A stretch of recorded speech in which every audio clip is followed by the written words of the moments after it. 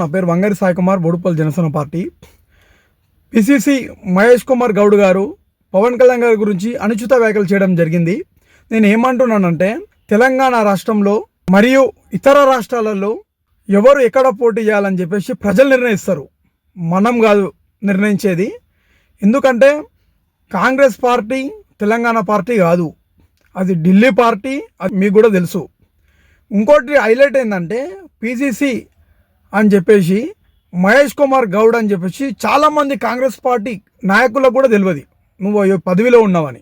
పవన్ కళ్యాణ్ గారిని విమర్శించి ఏదో హైలైట్ అయిదామని చూస్తే మాత్రం దుర్మార్గం. ఒకటి, పవన్ కళ్యాణ్ గారిని డిస్ట్రిక్ట్ కళ్యాణ్ అని పిలుచుకుంటామని అన్నావు. ఎందుకు పిలుచుకుంటామన్నావో అది ఒక్కసారి చెప్పాల్సిన అవసరం ఉంది రాష్ట్ర ప్రజలందరికీ. ఎందుకంటే పవన్ కళ్యాణ్ గారు కరోనా సమయంలో 50 లక్షల రూపాయలు తెలంగాణ ప్రభుత్వానికి ఇవ్వడం జరిగింది. అదేవిధంగా వరద బాధితుల సమస్యలో కూడా 1 కోటి రూపాయలు విరాళం అందించడం జరిగింది. మొన్న కొండగట్టు ఆంజనేయ స్వామి దగ్గర కూడా 35,19,00,000 రూపాయలు కూడా అక్కడ ఉన్నటువంటి కొండగట్టు ఆంజనేయ స్వామికి గదుల నిర్మాణం కోసం ఇవ్వడం జరిగింది. అప్పుడు నీ తెలివి ఎక్కడ పోయింది? అప్పుడే నువ్వు బయటకు వచ్చి పవన్ కళ్యాణ్ గారు నిధులు ఇక్కడ తేవాల్సిన అవసరం లేదు, ఇక్కడికి ఎందుకు తెచ్చాడు అని ఎందుకు అనలేకపోయినావు ప్రెస్ మీట్ పెట్టి? ఇప్పుడు ఎందుకు అంటున్నావు కూడా ఒక్కసారి రాష్ట్ర ప్రజలకు చెప్పాల్సిన అవసరం ఉంది. నీ పార్టీ ఈ లోకల్ పార్టీ కాదు, మా పార్టీ ఎక్కడితో చెప్తా గుర్తుపెట్టుకో. 2014లో జనసేన పార్టీ తెలంగాణ గడ్డ మీద స్థాపించినాం. ఆ రోజే పవన్ కళ్యాణ్ గారు కాంగ్రెస్ హటావ్ దేశ్ బచావ్ అన్నాడు, గుర్తుపెట్టుకో. గుర్తుకు లేకపోతే యూట్యూబ్ ఓపెన్ చేసి 2014లో జనసేన పార్టీ స్థాపించినప్పుడు పవన్ కళ్యాణ్ గారు ఏం మాట్లాడిండో తెలుసుకో. ఆ రోజే భయపడిన వాళ్ళము ఈ రోజు కూడా భయపడతాడు. పవన్ కళ్యాణ్ గారు ఆంధ్రప్రదేశ్ రాష్ట్ర ఉప ముఖ్యమంత్రిగా 29 రాష్ట్రాలలో పవన్ కళ్యాణ్ గారిని గుర్తుపట్టి పవన్ కళ్యాణ్ గారికి వెల్కమ్ చెప్తారు. ఏ రాష్ట్రంకు పోయినా రెడ్ కార్పెట్ వేసి అలాంటి వ్యక్తిని పట్టుకొని పవన్ కళ్యాణ్ అని చెప్పి కూడా నువ్వు ఏకవచనంగా పిలుస్తున్నావు అంటే నీకు రాజకీయ అనుభవం లేదని చెప్పి కూడా ఈ సందర్భంగా ప్రతి ఒక్క ప్రజలకు కూడా అర్థమవుతుంది. ఇది నీ పరిస్థితి తెలంగాణ రాష్ట్రంలో. తెలంగాణ రాష్ట్రంలో మీరు ఇచ్చినటువంటి 6 గ్యారంటీలు ఏవైతున్నాయో 6 గ్యారంటీల మీద ఫోకస్ పెట్టి ఆ 6 గ్యారంటీలని ప్రజలకు ముందుకు తీసుకువెళ్ళే దిశగా పనిచేయమని చెప్పి కూడా నేను మహేష్ కుమార్ గౌడ్ గారిని కోరుకుంటున్నాను. మీరు మీ రాజకీయ అనుభవం ఎంతుందో కూడా మాకు ఇంతవరకు తెలియదు.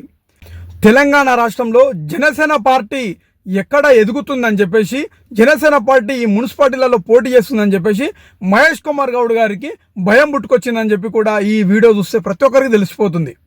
పవన్ కళ్యాణ్ గారు ఏ విధంగా వాళ్ళ స్థాయిని ఏ విధంగా గౌరవిస్తాడనేది కూడా ఒకసారి మీరు ఆత్మవిమర్శన చేసుకోవాలి.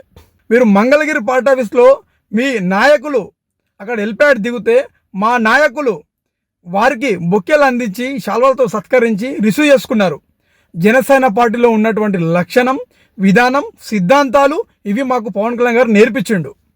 ఈ అడుగుజాడలనే నడుస్తాము తప్ప ప్రజలకి ఎక్కడ సమస్య వస్తే ప్రజలకి ఆ సమస్యల వైపు పోరాడడానికి, ప్రజల పక్షాన నిలబడడానికి ప్రతి ఒక్క రోజు మేము ప్రజల్లో ఉంటాం తప్ప ఇలాంటి చిల్లర మాటలు మాట్లాడి మాత్రం ప్రజల మధ్యలో ఉండము, ఈ మీడియాలలో కూడా ఉండమని చెప్పి కూడా మహేష్ గౌడ్ గారికి స్పష్టంగా తెలియజేస్తున్నాను.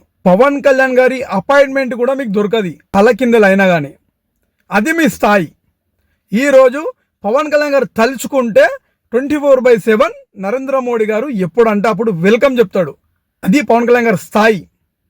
మరి మన స్థాయి ఏందో ఒకసారి అర్థం చేసుకొని అవతల వ్యక్తుల గురించి వాళ్ళ స్థాయి ఏంది అని తెలుసుకొని మాట్లాడితే బాగుంటుంది. మహేష్ కుమార్ గౌడ్ గారు, తెలంగాణ రాష్ట్రంలో జాబ్ క్యాలెండర్ ఇప్పటి వరకు గతి లేదు. ఆడబిడ్డలకి స్కూటీ అందిస్తా అని చెప్పిర్రు, తులం బంగారం ఇస్తా అని చెప్పిర్రు. ఇవి ఎడిగిపోయినాయి. రైతు రుణమాఫీ అన్నారు, ఎడిగిపోయినాయి. గవిటిపైన దృష్టి పెట్టండి మహేష్ కుమార్ గౌడ్ గారు.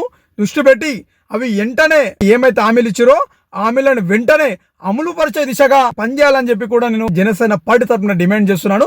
మహేష్ కుమార్ గౌడ్ గారు పవన్ కళ్యాణ్ గారి మీద చేసిన అనుచిత వ్యాఖ్యలు ఎంబడ వెనుకకు తీసుకోవాలని చెప్పి కూడా జనసేన పార్టీ తరఫున డిమాండ్ చేస్తున్నాను. మున్సిపల్ ఎలక్షన్ లో బిజీగా ఉన్నాం, అక్కడ చూసుకుందాం.